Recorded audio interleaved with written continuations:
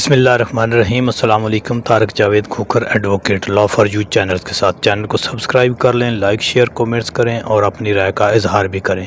तो अभी हम बात कर लेते हैं कि जी राबिया बाजवा साहबा एडवोकेट लाहौर बार की जो अहदेदार भी हैं, उन्होंने एक तकरीब से ख़िताब किया है। वकला की तकरीब थी, ये लाहौर बार में वकला कन्वेंशन था। उसमें उन्होंने बहुत ही ज़बरदस्त बातें की हैं और एक आइन और कानून के मुताबिक इस मुल्क को चलाने की जो ज़रूरत है उस पर ज़ोर दिया है। और साबका जो इस मुल्क के साथ हुआ है, दो लख्त हुआ, उसकी उन्होंने एक किस्म की अब ये बड़े तशवीश का इज़हार किया है। ये है असल दर्दमंद पाकिस्तानी की आवाज़ और ये हर पाकिस्तानी की आवाज़ है कि क्या हमें माजी से सबक सीखना चाहिए या उसकी ज़िद में मज़ीद हमें गलतियाँ करनी चाहिए। जो कौमें हैं वो माजी से सीख के आगे चलती हैं और बेहतरी की तरफ वो लेके जाती हैं मुल्क को और कौम को, ना कि दोबारा ऐसी गलतियां दोहरा कर जो है वो मज़ीद मुल्क के हालात को ख़राब करना चाहती हैं और मज़ीद नफ़रतें बढ़ाना चाहती हैं। यानी हम कब तक ये सब कुछ करते रहेंगे। आइन और कानून जो है सबके लिए है और वही मुकद्दम है। 16 दिसंबर आपका पाकिस्तान टूट गया था और आज हम रोते हुए दिल के साथ ये कह रहे हैं कि आज भी ना अदली, फिर क्या मिलिट्री कोर्ट्स फिर जाए, फिर उधर ही जाके अदालत। अफसोस होता है ये सारी चीजें देख के। और आखिर में मैं जस्टिस फायज ईसा जैसे कहूंगी कि आज फिर एक तारीख दोहराई जा रही है।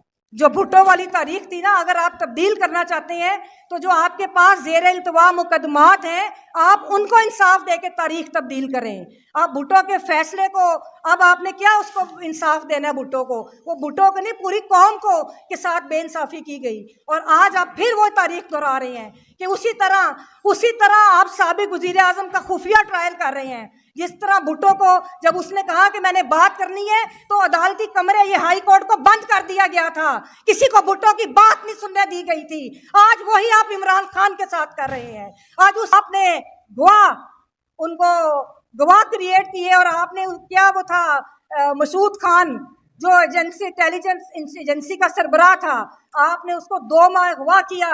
अगवा करने के बाद उसको भुट्टो के खिलाफ गवाह के तौर पे पेश किया। इसी तरह आज आजम खान भी गायब रहा था। आपको याद होगा कि वो भी आजम खान को गायब किया गया और फिर आज के साबिक वजीर आजम के खिलाफ इस तरह की गवाहियां तराशी गई। और भुट्टो ने, आपको याद है क्या कहा था?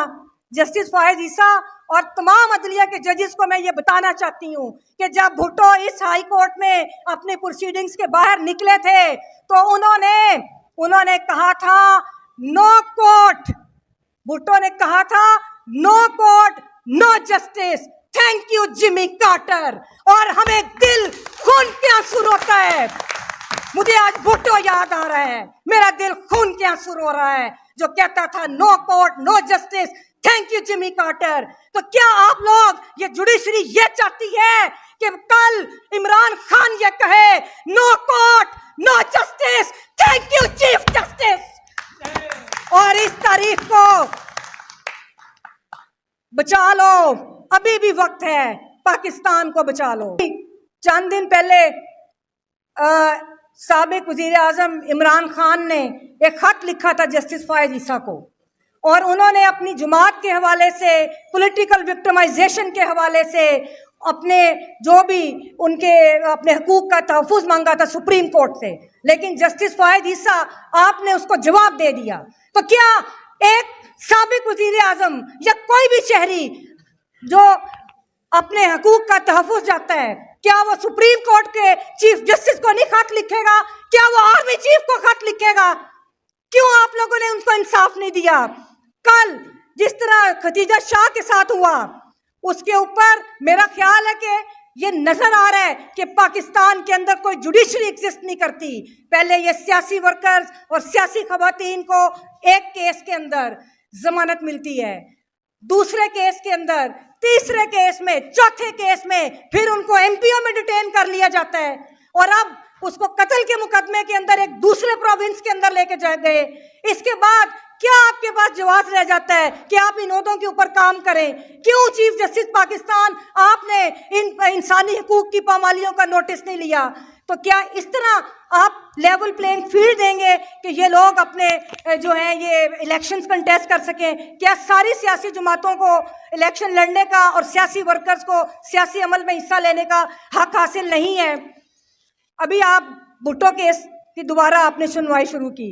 ये वो भुट्टो केस है कि जिसको सुप्रीम कोर्ट को 50 साल के बाद आज ख्याल आया कि हमने भुट्टो को इंसाफ देना है।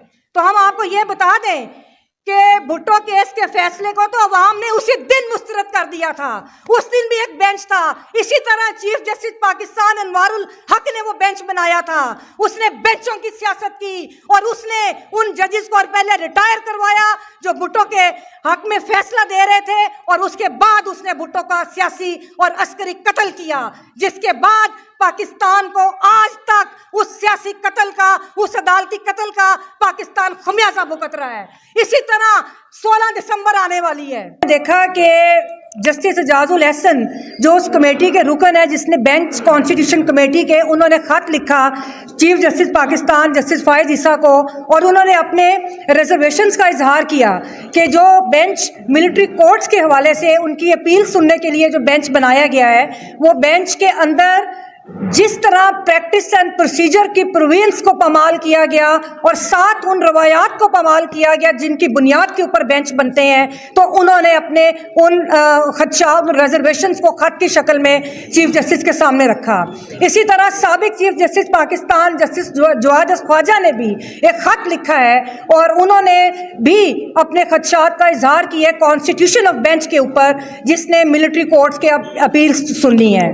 देखिए, बड़े अफसोस के साथ कहना पड़ता है कि पाकिस्तान के अंदर जो बेंचेस की सियासत है उसने ऐसे ऐसे घाव लगाए हैं पाकिस्तान के अंदर, ऐसे ऐसे घाव लगाए हैं कि हमारा जो पाकिस्तान है, हमारा समाज है, उसको नाकाबिले तलाफी नुकसान पहुंचा।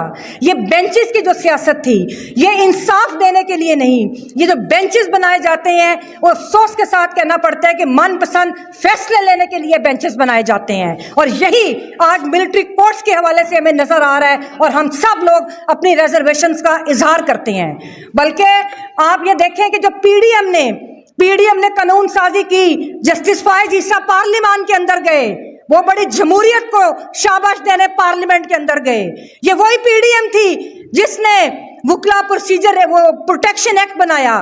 उसके बाद जितना जुल्म वुकला के ऊपर हुआ, जमहूरियत नाम निहाद जमहूरियत के अंदर इसकी मिसाल नहीं मिलती। इसी तरह जो प्रैक्टिस एंड प्रोसीजर एक्ट है उसको बना के जिन सुप्रीम कोर्ट की रवायात को पमाल करके इंसाफ का कत्ल किया जा रहा है, उसकी भी मिसाल हमें नहीं मिलती।